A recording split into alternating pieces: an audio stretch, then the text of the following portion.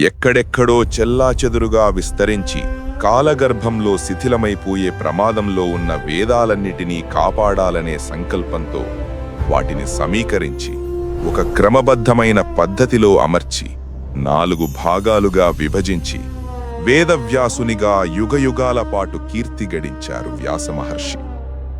ఒకానొక దినం ఆయన లోతైన ధ్యానంలో లీనమై ఉండగా భవిష్యత్తులో జరగబోయే ఒక అతి భయంకరమైన అవాంతరం దృశ్య రూప సంకేతాలుగా ఆయన అంతశ్చక్షువుల ముందే అవతరించసాగింది. ఆ అకస్మాత్తు దర్శనం వ్యాసమహర్షిని ఉలిక్కిపడేలా చేసింది. అది ఒక విస్తారమైన యుద్ధభూమి. అందులో చుట్టూ జరుగుతున్న నరమేధం, ఎటు చూసినా కత్తులు కలిసిన ఖణ్ఖణ ధ్వనులు, సరుమని గాలిని చీల్చుకుంటూ దూసుకు వెళ్తున్న బాణాల శబ్దాలు, వరదలై పారుతున్న రక్తపు మడుగులు, ఆకాశాన్ని చీల్చే ఏనుగుల ఘీంకారాలు, భూమిని కంపింపజేసే గుర్రాల డెక్కల మూతలు, భయంతో బాధతో మార్మోగుతున్న సైనికుల హాహాకారాలు, అక్కడక్కడ పెద్ద పెద్ద ప్రేలుళ్ళు, భయంకరమైన విస్ఫోటనాలు, మరణమే పరిపాలిస్తున్న ఒక దృశ్యం.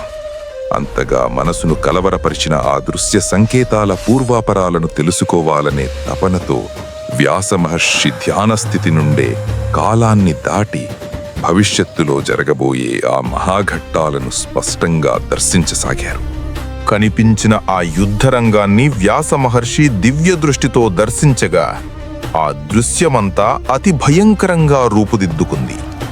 సుఖం దుఃఖం అనే భావాలను త్యజించి వైరాగ్యాన్ని పొందిన మహామునులకే హృదయం చెలించిపోయేలా మరణవేదనంటే ఏమిటో, అది ఎలా ఉంటుందో ప్రతి క్షణం స్పష్టంగా స్పృశ్యంగా ఆయనకు కనిపించింది.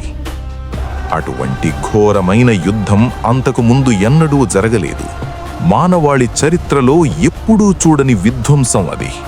కాని ఆ యుద్ధంలో పరస్పరం కత్తులెత్తిన వారంతా వేదవ్యాసుని స్వయంగా వారసులే కావటం మరో విస్మయం. ఆ నిజం గ్రహించిన క్షణంలో వ్యాసమహర్షి హృదయం తల్లడిల్లింది. బ్రహ్మచారిణిని నాకు వారసులేమిటి, వారు ఇలా పరస్పరం తెగ నరుక్కోవడమేమిటి అని ఆవేదనతో ఆలోచించారు. ఆయన కేవలం జరిగిన కథను దర్శించడమే కాదు, రాబోయే భావితరాలకు ఈ సత్యం తెలియాలనే ఉద్దేశంతో ఆ ఘట్టాలన్నింటికీ గ్రంథరూపమివ్వాలని సంకల్పించారు. అంటే వాస్తవంగా మహాభారత యుద్ధం జరగకముందే ఆ మహాకథను లోకానికి వ్రాసినవాడు వ్యాసుడే.